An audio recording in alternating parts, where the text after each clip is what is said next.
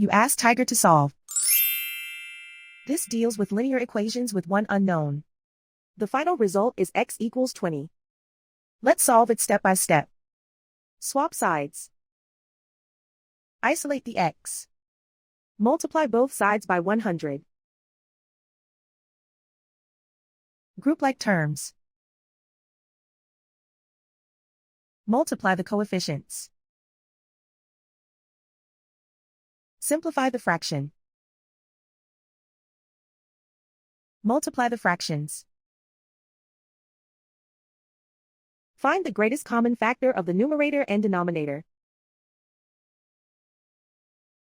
Factor out and cancel the greatest common factor. And so the final result is x equals 20.